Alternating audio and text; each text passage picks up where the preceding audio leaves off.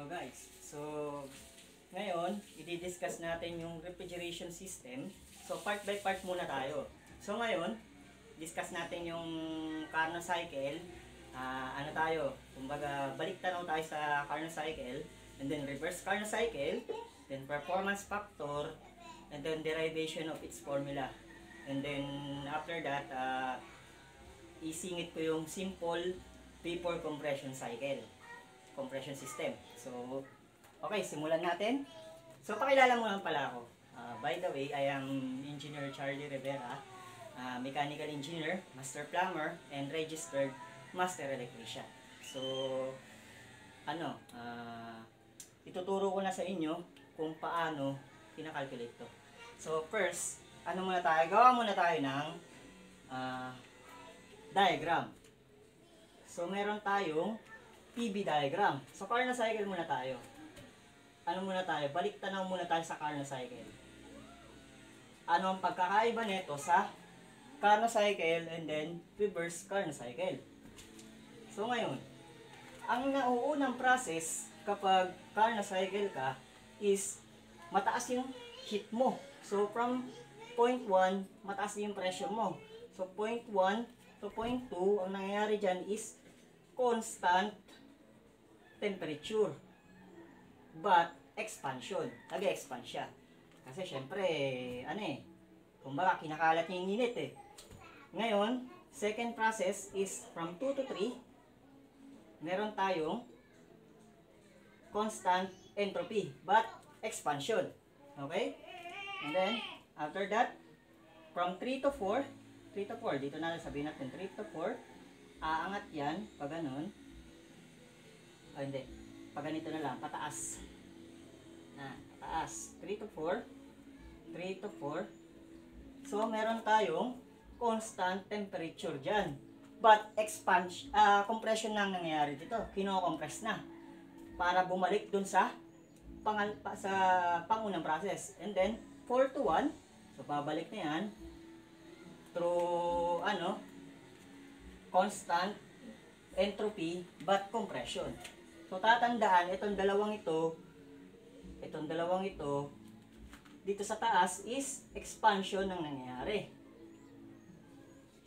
Second one, dito, is compression.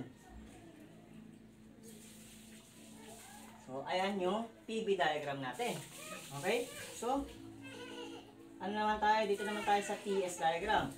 So, from PS diagram, ipa-plot natin siya as constant temperature. So, from 1 to 2. Okay, 1 to 2. So, pag ganyan yung direction niya, papunta doon. Kasi, ang nangyari is, tumaas yung entropy. So, ibig sabihin, nagkagulo yung mga molecules. Kaya, palit yung direction niya. Okay? So, constant entropy, but expansion. Constant temperature, but expansion. Here, dire-diretso, and then bababa. So, nagkaroon tayo ng constant entropy, but expansion. So, dito napapansin nyo, yung temperature niya is bumaba. Bumaba, tama? But constant ang temperature niya. Okay? And then, after that, from 2 to 3, 3 na pala to, 3. Ito 3 to. So, ito 3. So, from 3 to 4, ano nangyayari dyan? From 3 to 4, constant temperature. But, ano nangyayari? Compression. Compression siya kasi pabalik na siya dun eh. Pabalik na siya dito sa, original state. Okay? So, pabalik na kinompress pa ganun, di ba? And then, after that, dediretso na siya dito. So, nagkaroon ng constant entropy and compression system. So, papansin natin, so, derive na natin yung formula ng yung mga importanteng formula. So, efficiency, alam naman natin efficiency. Efficiency is equal to work net sa Carnot cycle. Work net over QA. So, from here, balik tanaw tayo So, kung papansin mo, ano yung work net dyan? Yung work net, itong kabuuan na to. Kabuuan yan. Okay? Kabuuan yan. Itong ano na to, rectangle na yan. And then, mula dito sa taas, hanggang dito sa bottom line, datum. So, kakalculate natin yan as yung QA. Yan yung QA. So, from here, QA sa taas. And then, from here, second line, second temperature, or the lower temperature, up to the datum, ito yung tinatawag na QR. Okay? So, pansinin natin. Dito muna tayo, ha? So, pansin natin, temperature 1, temperature 1, temperature 2 is equal. So, therefore, tawagin na lang natin yan as Tmax. Okay? Tmax. Kasi nasa taas eh. And then, temperature 3 and temperature 4 will be 4, and then T3 will be the T minimum. Okay? So, ngayon, calculate natin to. Area na to. Area ng triangle, rectangle. Mula dito hanggang dito sa bottom. So, T times S1 and then S2. So, therefore, lagay natin dito, area neto. Area neto. Tapos, itong difference netong S2 sa S1. So, therefore, lagay natin dyan, Tmax quantity S2 minus S1. Okay? And then, si QR naman. QR, ito. QR. Itong bottom, yung maliit dito, yung T2, yung T minimum. Ito, the same din to as S4. Tama? Ito, the same din to as S3. So, therefore, anong mangyayari dyan? So, T minimum multiplied by S1. Gawin na natin S1 yan. So, S2 minus S1. Okay? So, yan yung kabuuan niya. Okay? Ngayon, alam ba yung worth net? Worth net is the difference of QA minus QR. So, therefore, QA minus QR. Okay? So, balik ulit natin ha. So, therefore, magka-cancel yan. So, divide both side by QA. So, 1 minus QR over QA. So, lagay na natin dito. So, 1 minus QR, T minimum,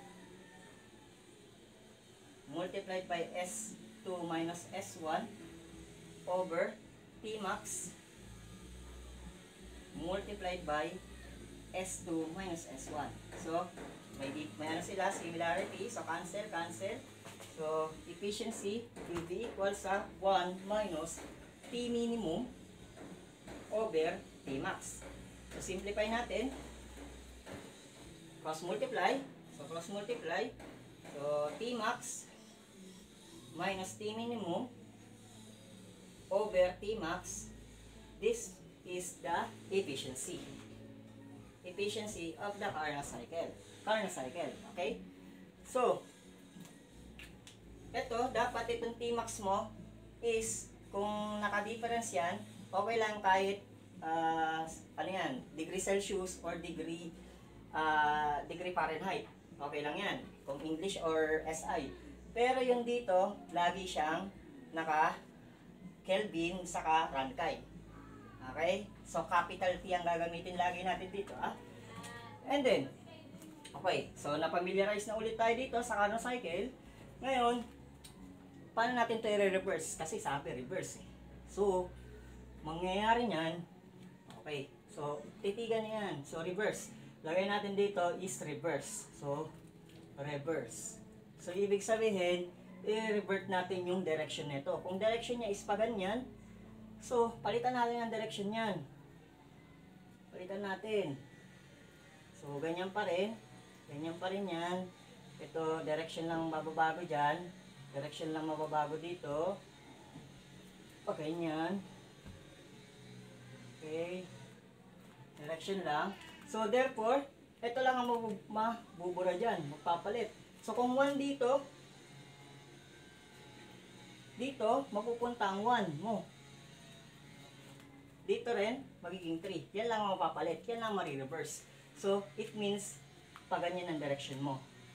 Pag ganito ang direction mo, pabalik.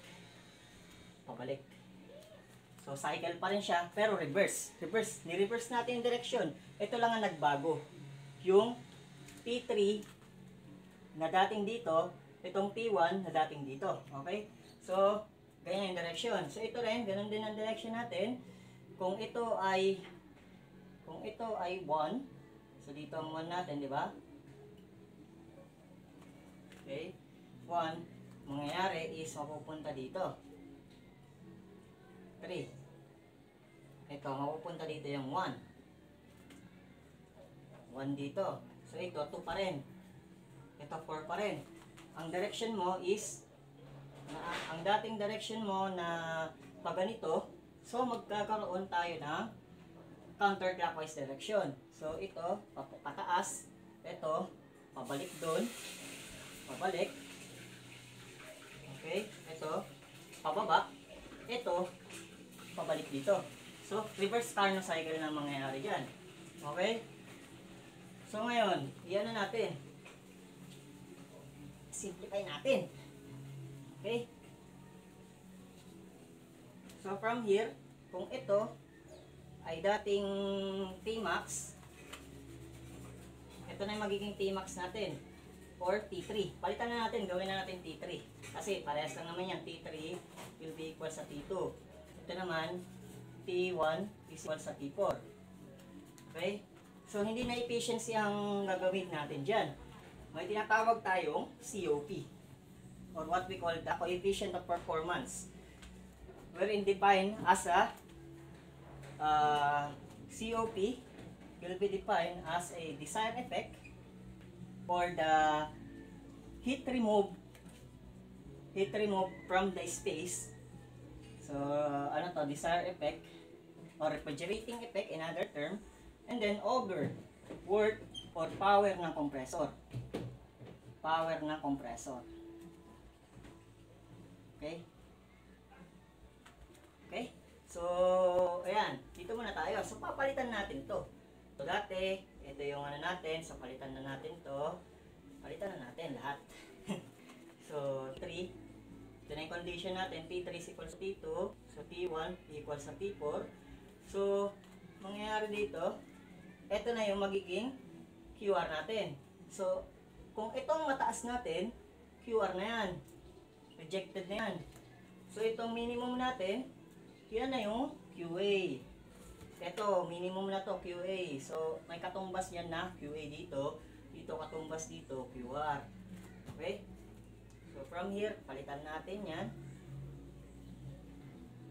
Okay? So, from here, pwede ba natin tawagin na T, ano na to? T high, TH. Ito naman, TL. Okay? Ganyan na lang.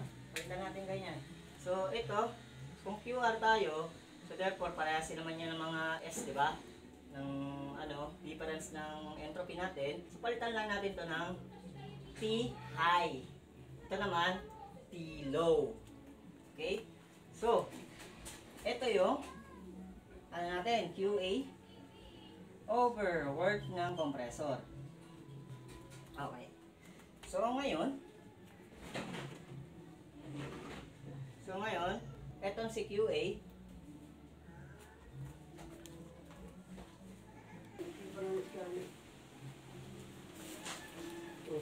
so, dito na tayo.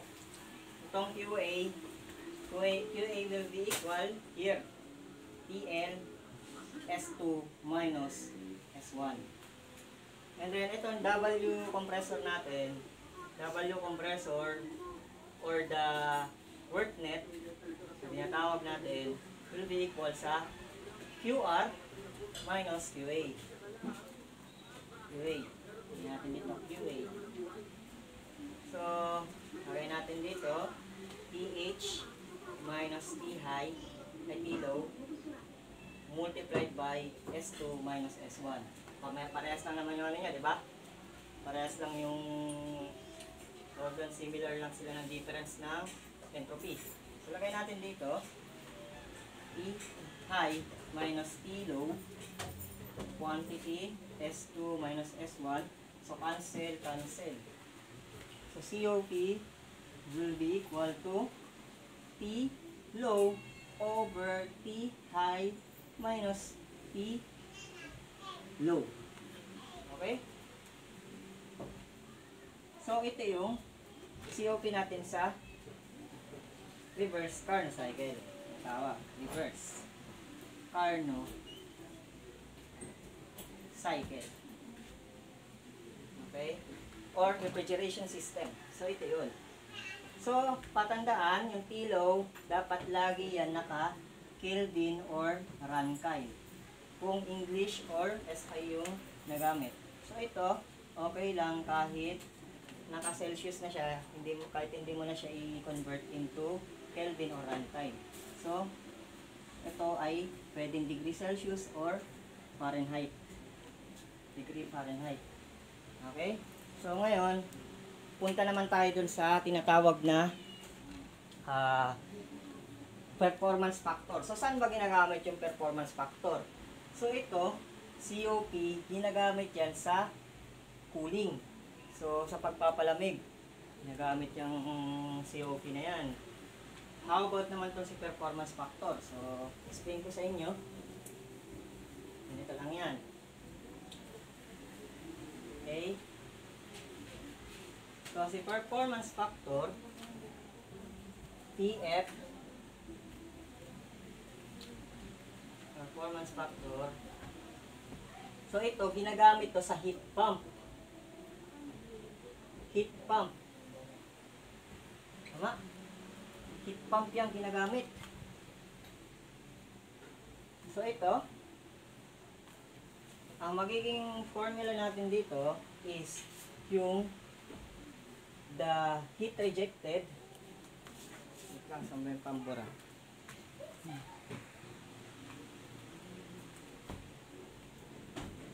So, ito, sa performance factor, ganun pa rin yung formula natin.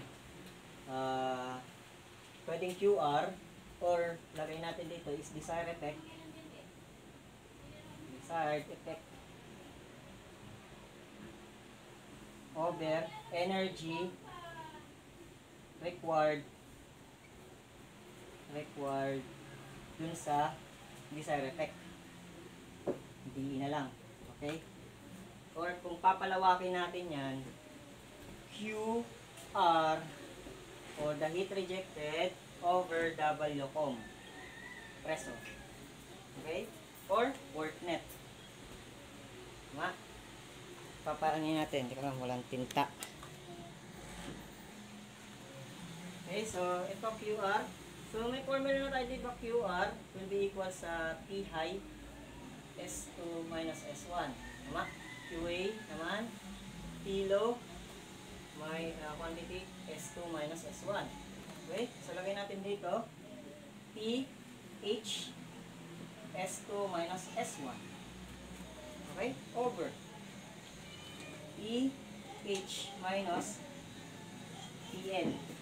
Hindi ko nalagay dito, W will is the difference of QR minus QA.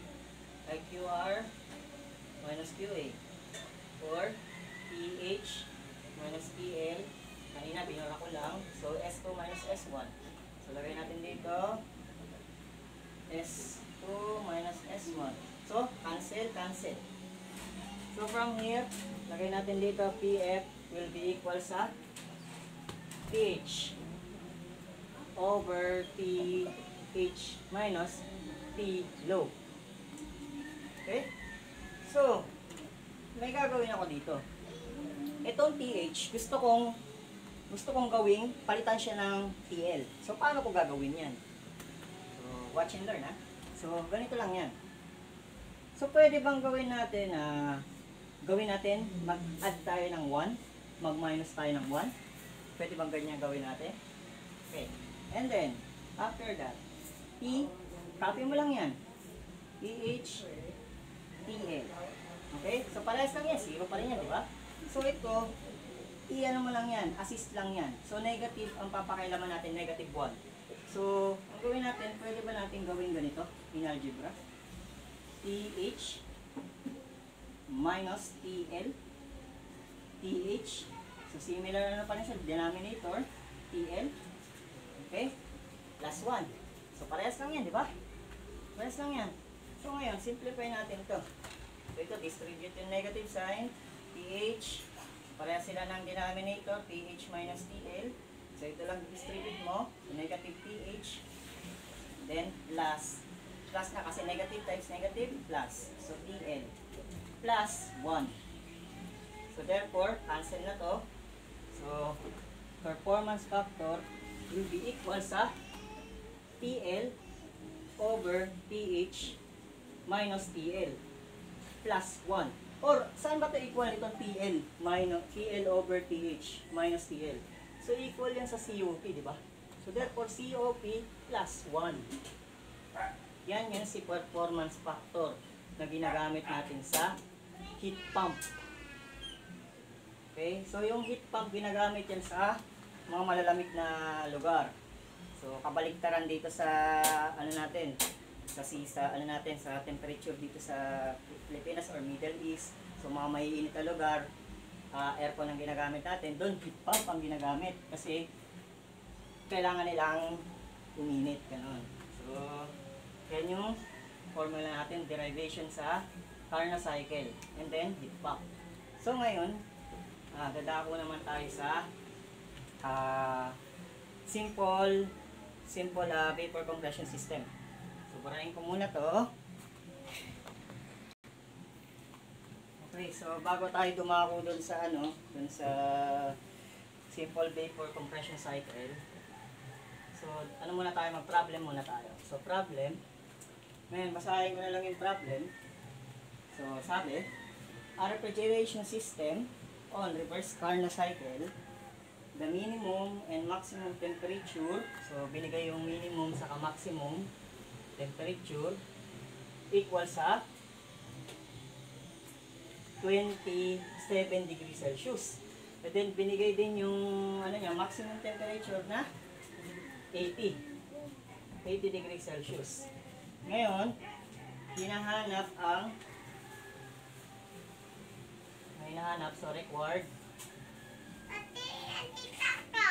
required is determine the power input. P input, and then determine the tons of refrigeration. Tons of refrigeration or QA. So, ayan yung hinahanap. Tapos may binigay pa pala dito yung heat rejected dun sa condenser, QR. So, binigay is 7,000 kilojoules per minute. Binigay yan. Okay, so ayan lang yung mga binigay. So, ngayon, compute natin tong power input. Okay, so power input, pag sinabing power input, yun yung tinatawag ng work ng compressor. Power input, Okay, so here, paano natin siya mako-compute? So, punta muna tayo dun sa COP. Sa COP, alam naman natin na ang COP will be equal sa TL over TH minus TL. So, lagay natin din kilo dito, 27 plus 273. Okay, plus 80 minus 27.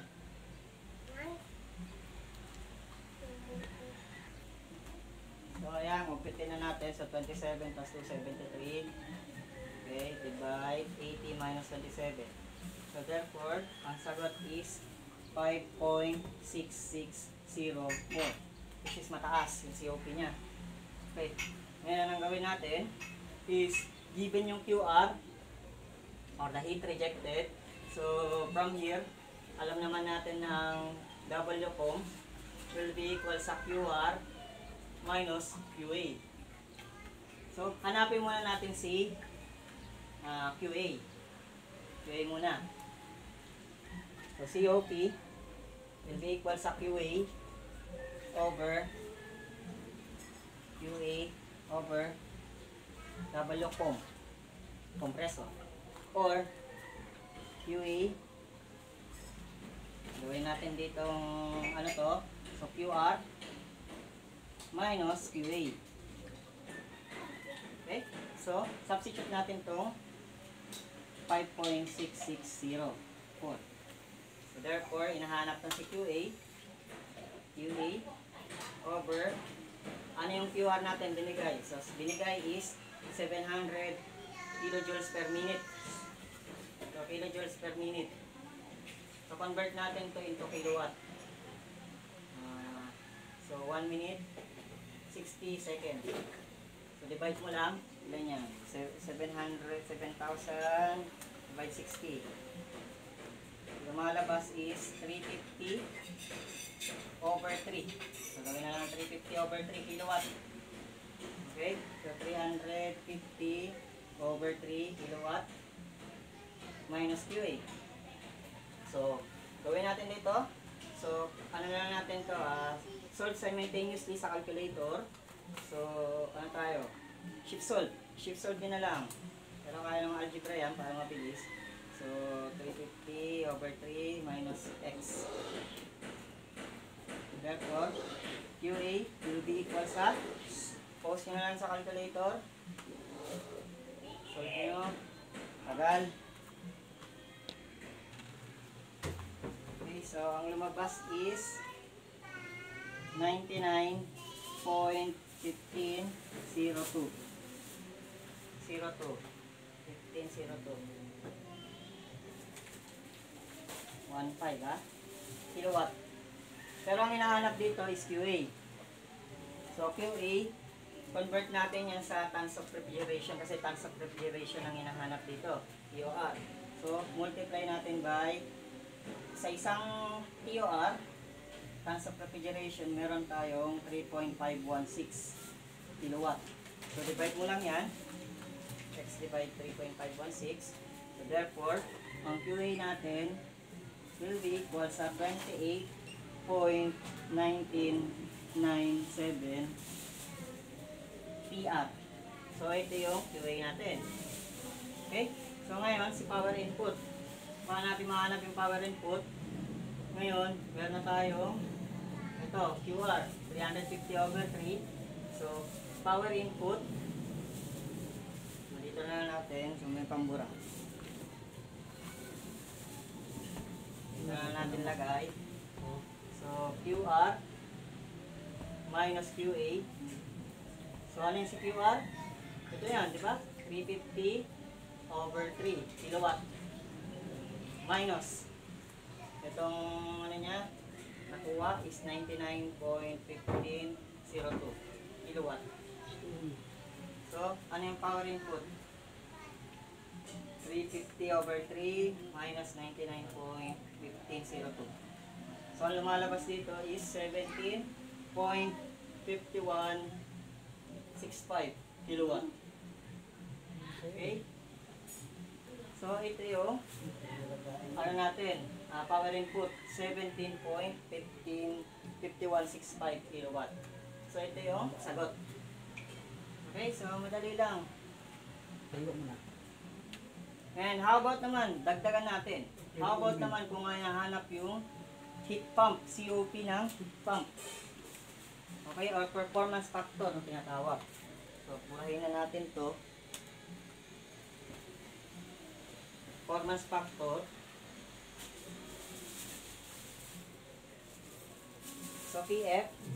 So, since alam na natin yung COP, diba, ano lang yan, T high minus TH minus T low or COP plus 1, tama? COP plus 1. So, therefore, ang sagot is 5.660104. So, therefore, ang sagot is 6.6604. So, yan yung performance factor natin kung ano siya, heat pump ang gagamitin. Okay?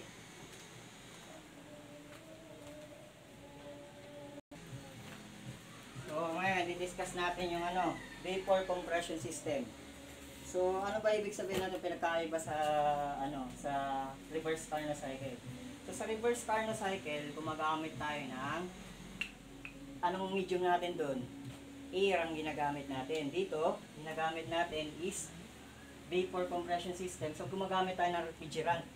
So, mga refrigerant natin katulad ng R, R22, R12, pero ito mga phase out na to. So, R502, R718, so water yan. Tapos, ano pa ba yung iba? R134A, so yung mga special na ano. And then, ammonia. So, gumagamit tayo ng mga refrigerant na yan. So, ito, makukuha natin to sa refrigerant table. May kanya-kanyang properties yan. So, refrigerant table. Makukuha lahat ng mga properties na ito. And then, ano pa ba yung mga iba? Yan lang. Yung mga, mga alam nating refrigerant. So, ngayon, di-derive natin yung, yung vapor compression cycle. So, first part ng vapor compression cycle is the compressor. Okay? So, compressor.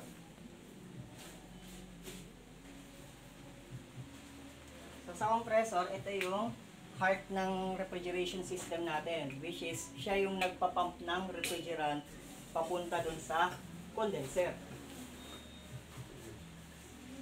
So, may condenser tayo, condenser unit. So, ano function naman ni condenser unit? Si condenser unit, siya yung nagpapalamig ng refrigerant na galing dun sa compressor. Okay? So, papalamigin niya. Okay? But the same pressure.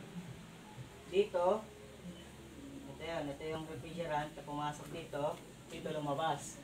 Okay? Then after that, meron tayong tinatawag na expansion valve, or what we call ito yung parang thermostat sa refrigerator. Siya yung nagko-control ng temperature na dadaloy dito sa refrigerant system natin, which is the evaporator. So ito naman yung evaporator. Sa evaporator naman, ano naman yan? Ang purpose niyan is papalamigin yung cooling space. So, halimbawa, ito yung cooling space natin. Yan. So, papalamigin niya dyan. Okay? Or kung dun sa refrigerator natin, ay yung tinatawag na yun dun sa freezer. Or dun sa evaporator. Yung nasa likod ng ref. Nasa likod ng ref condenser yun. Yung paikot. Nakakita ng paikot na ganito. Yan yung condenser doon.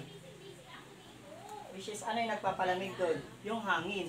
Hangin na pumapasok doon sa mga tube. Yun yung nagpapalamig. Okay? So ngayon, connect natin yan dito. Connect natin yan dito. So ito yung simple vapor compression cycle. So, meron tayo itong MR or mass ng refrigerant na dumadaloy dito. So, closed system to. So, ngayon, alamin naman natin yung mga yung mga phase nila. Or kung ano siya, saturated ba siya, superheated ba siya. So, alamin natin yan. Kaya yung direction niya. So, una, lalabas dito yung 0.1 na nanggaling dun sa evaporator. Then here, kinompress siya at constant entropy. So, constant entropy ang nangyari dito, or isentropic constant. So, ang nangyari, kinompress niya yung refrigerant papasok dito. So, nagkaroon ng superheated dito. And then here, same pressure, but different phase. So dito, sa part na ito, liquid na to. Liquid na yung dumaloy dito. And then, ito yung thermostat na to, or yung valve na to, ang nangyayari dito is H, or constant isenthalpic constant, or constant ng enthalpy. Dito, ang nangyayari dito is constant pressure. Dito, constant pressure din. Okay. So ngayon, i-plot natin siya sa I-plot natin siya sa PV diagram. pH pala, pH diagram, sorry. So, pH diagram or pressure enthalpy diagram. Ito yung pressure, ito yung enthalpy. So, yung curve niya is pa ganyan. Okay? So, bakit pa ganito yung curve niya? Kasi, yung ano niya is nainitan na siya. Kaya pa ganyan yung curve, pabalik. Okay? Kasi dun sa water, ano ba yung sa water? Diba ganito yung nakikita niya sa water? Pa ganyan. Dito, pa ganyan, pag sa pressure enthalpy. Ganyan yung makikita nyo. Okay, so, dito muna tayo sa vapor. So, point 1. So, alamin muna natin yung ibig sabihin na nandito sa, ano natin, sa curve natin. Or what we call the refrigerant curve. Okay, so from here, pag pumasok hanggang dito sa line na to hanggang dito, hanggang dito, saka hanggang dito sa gitna, yan yung tinatawag na saturated liquid. So liquid na yun dito. Liquid tong part na to. Itong part na to. Ito. Linya na to. Ngayon, itong point na to, dito sa gitna na to, kaya yung tinatawag na critical point. Critical point. Wherein, dyan nagkakaroon ng hatian ng liquid saka ano siya, saturated vapor. So vapor saka liquid dito nagkakaroon. So halo siya. Liquid and vapor. Okay? And then from here to here, up to here. So ito saturated vapor. So vapor na dito sa dito. Okay? Okay, gets ba? So ayan yung part ng ano natin sa curve. Then sa labas nito, sa labas nitong saturated liquid natin, ito naman yung tinatawag na subcool. So subcool liquid dito banda. Any part dito. Hanggang dito. Any part. So lahat yan, lahat na nandito sa part na to is subcool. Subcooling ang nangyayari. Okay?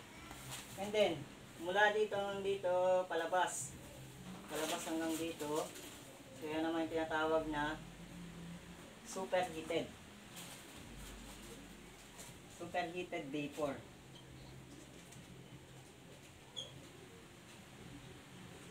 So, yan yung mga ano natin, parts ng curve natin. Okay?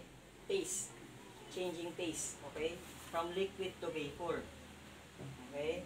And then, cycle yan. Magsa-cycle yan. Magkakaroon ng cycle. So, burahin natin ulit to. Okay? Gets na.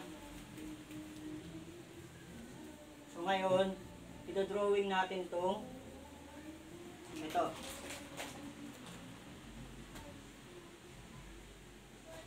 Pa-curve ulit siya. So, dito, ang nangyayari dito is once na lumabas dito sa part na to, ang nangyayari. So, meron tayong saturated vapor sa part na to. Saturated vapor. Saturated vapor. So, from here, sabi natin, assume natin dito yan. Okay. So, may pressure yan, constant pressure. Sabi natin, diretso yan. Yan, paganyan. So, from here, constant pressure. Yung nasa loob nito, nasa loob niya, kung constant pressure yan, constant temperature din yan nasa loob niyan. Pero, iba nga lang yung phase nila. Pag papalapit na siya dito, constant temperature siya, pero ang ano niya, phase niya is vapor. Pag papunta naman dito, temperature niya is constant, but liquid siya. Okay? O, ito naman yung pressure dito. May pressure yung condenser natin. Tingnan natin. May pressure na. Constant pressure. Constant temperature. Okay, so ito yung point 1. So nagkakaroon tayo ng saturated. Okay, vapor. Okay, and then so ito H, therefore ito yung H1 tinatawag. Okay, so kunin natin yung part na ito. Okay tayo. So H1 will be equal sa ano ba tong part na to? Saturated vapor. So in refrigeration table, yan yung tinatawag na HG. HG at pressure ng evaporator. Pressure ng evaporator or temperature ng evaporator. So yan yung ilalagay natin yan. So ito, makukuha mo to sa refrigerant table ng pressure saka temperature. So kukunin mo yung HG. Okay? And after that, pupunta na siya sa compressor. So pagkapunta sa compressor, ipapump siya syempre. So pag pinump, nagkaroon ng constant entropy but compression. So kinompress siya dito, anong state na nandito na lumabas na. So ito naman ay tinatawag na superheated. Kinompress nadagdagan ng init. So superheated na siya. Superheated vapor. Ibig sabihin, nasa labas siya. Hindi natin, assume natin, nandito banda. Ayan. Pero, anong state yung nangyari dito? Constant entropy. So, therefore, dediretso yan. So, ito, S2 is equal sa S1. Okay? So, here, baba natin to. Ito yung H2. Magulo. Okay? Ngayon, ito, constant pressure. So, constant pressure, ito siya. Okay? So, ito, paangat. O, constant pressure, papunta dun. Ito yung point 2 natin, ha. So, papunta siya dito. Anong state na pag lumabas dito sa condenser? So, ang function ng condenser is papalamigin yung refrigerant na pumasok dito. Pero, liquid na siya. Ano na yun nandito? So, saturated liquid. Sa part na to. So since saturated liquid, didikit yan dito sa curve na to. Okay, sa curve na to. So therefore, ito yung H3 natin. Okay? Then after that, ito, nagkaroon tayo ng constant enthalpy dito sa pumasok dito sa expansion valve. So nag-expand lang siya. Therefore, ano mangyayari? Straight lang yan, diretso lang yan mula dito. Therefore, dito yung point 4 natin. Okay? So, kung yan natin, H4 is equal sa H3. So, paano natin kukunin dito si S2? Ay, H2. So, si H2, H at pressure, ito yung pressure mo, di ba? So, pressure ng condenser, P-condenser or P2, at S2 is equal sa S1. So, from here, yung S1 mo dito sa H1, kunin mo. Kunin mo dito sa table. Or, S1 will be equal sa SG. Okay? So, ano siya? Vapor yung S mo, yung entropy mo. So, kunin mo dun sa table na yun. Itong value na to. Then, after that, punta ka dun sa superheated table na tinatawag natin. Pero sa ibang table natin, wala yan. So, may ibang paraan dyan paano makukuha yan. So, ganito lang pagkuha niyan. So, ngayon, nakuha mo na ito, di ba? S1 is equals to S2. Di ba? So, therefore, balikan natin yung dun sa thermodynamics na tawag natin. Okay? S1 is equals to S2.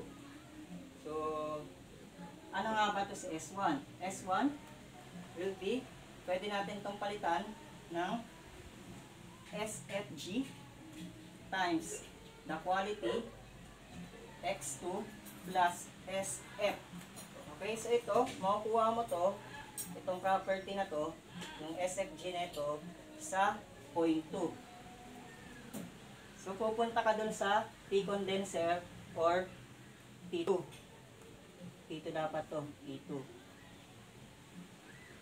Okay, yun dito sa temperature na to. So, ngayon, kukunin mo tong temperature na ito, ay yung ano, yung properties niya sa T2, saka sa T-condenser. Or kung ano man yung given. Okay?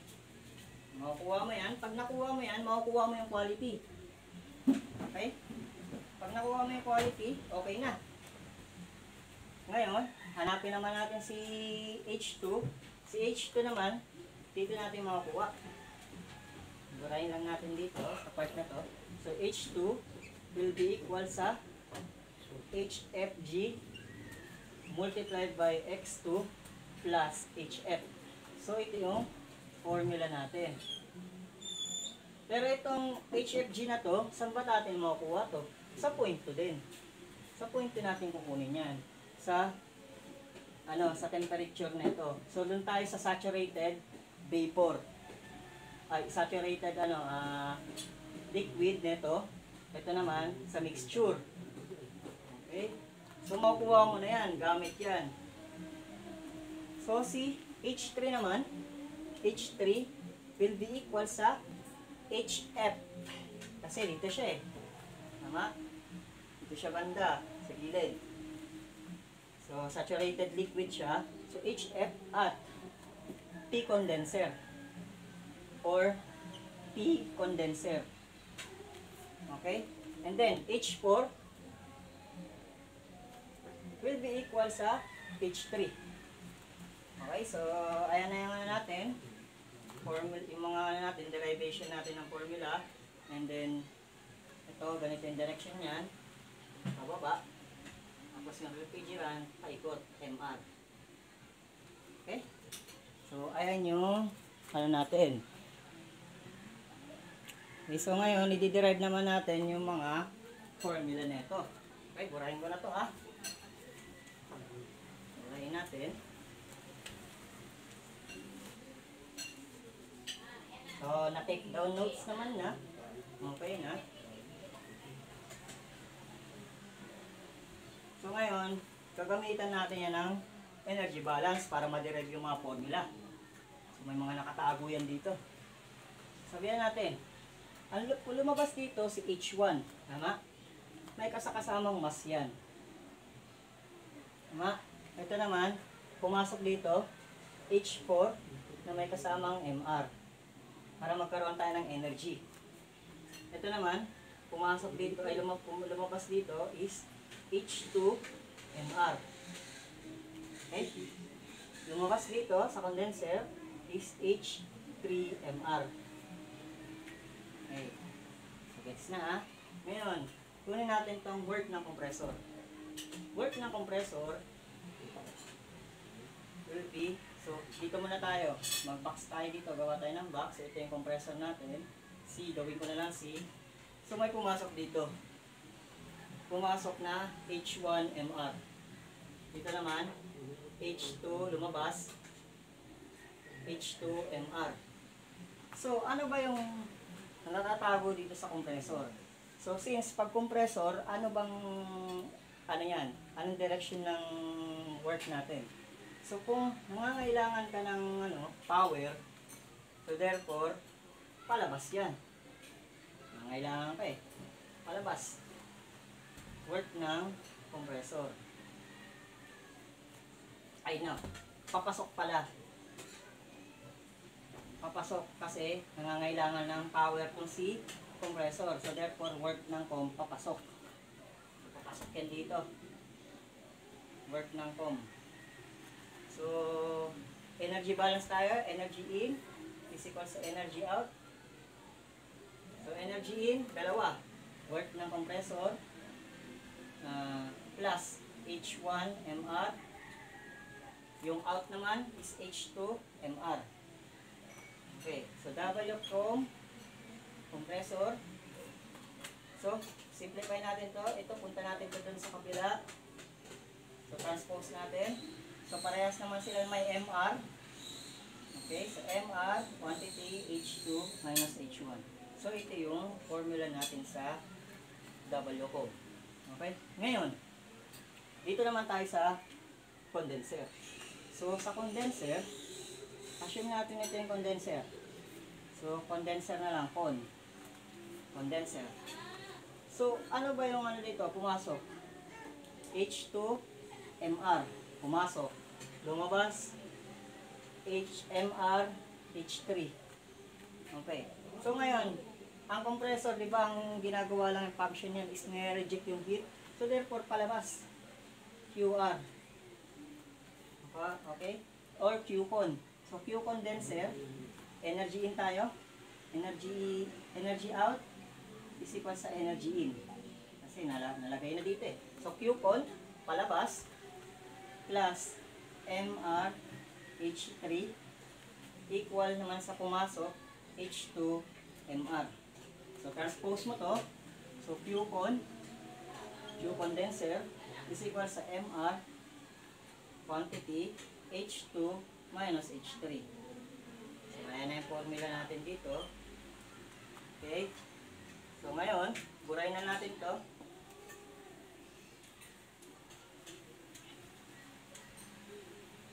Burayin na natin. Dito naman tayo sa evaporator. So, evaporator naman, iba na lang, evaporator. So, lumabas dito is H1MR. Pumasok is H4MR. Ngayon, anong function ni evaporator? Is mag-absorb ng heat dun sa space. So, ang mangyayari, palabas yan. Okay? Okay, palabas siya. Kasi katulad din yan ng condenser. Kaso dito, ina-absorb mo yung heat. Okay? So, ano to? QA na lang. Gawin natin QA or QE. So, energy in, energy out tayo ulit. Energy in is equal sa energy out. So, energy in muna tayo. So, H4MR is equal sa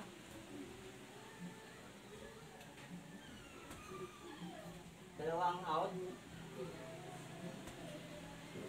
Mukhang ano pala to, ang direction pala nito kasi absorb pala. So, diretso yung kabaliktaran ng condenser, papunta doon pala. Okay? Papunta doon dito. Kasi na-absorb na yung heat. Mali yung direction. Okay? So, papasok, dalawa, QA is equal sa H1MR. Okay?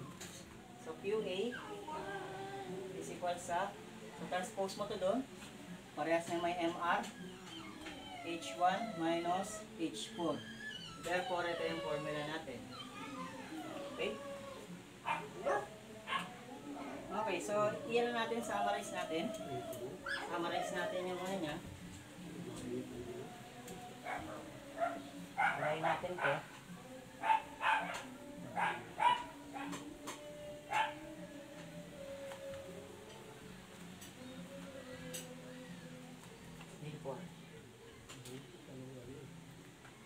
Okay, summarize natin. So, si QE will be equal sa MR H1 minus H4. So, kilowatt yung unit niyan. Then, QR or QCon, Q condenser, MR H2 minus H3. Kilowatt din yan. So, si W ko, compressor. So, AMR H2 minus H1. So, kilowatt din yung unit. Ngayon, kunin natin yung COP. So, si COP, alam naman natin COP, will be equal sa desired effect or the QA, and then energy required for the desired effect. So, ito yung QCOM. Q condenser. So, ilagay natin, input natin lahat ng ano. So, QA pala to. QA dito, QA. So, gawin natin dito, MR H1 minus H4. Or, MR H2 minus H1. Cancel, cancel. Therefore, ang sagot is H1 minus H4 over H2 minus H1. Okay. So, ito yung COP. Okay. So, how about naman kung ano, hinahanap yung amount ng ano, amount ng refrigerant. Okay? Hinahanap yung amount ng refrigerant. Ito yung amount ng refrigerant. Or the mass ng refrigerant. So, ang gagawin mo, usually, ang given minsan dito, ito lang. MR so QE over H1 minus H4. Okay? Or, how about kung ang hinahanap is the volume of refrigerant? So, sa volume of refrigerant, ang mga aso, ingay. Okay, sa volume naman ng refrigerant, okay, BR, volume ng refrigerant is equal sa MR multiplied by specific volume na nakuha natin dun sa 0.1. Okay? So ito, makukuha mo to, si B1 will be equal sa BG or specific volume na saturated at pressure evaporator or temperature ng evaporator. So diyan mo siya makukuha. Ang unit niyan is cubic meter per kilogram. Okay? So, cubic meter per kilogram.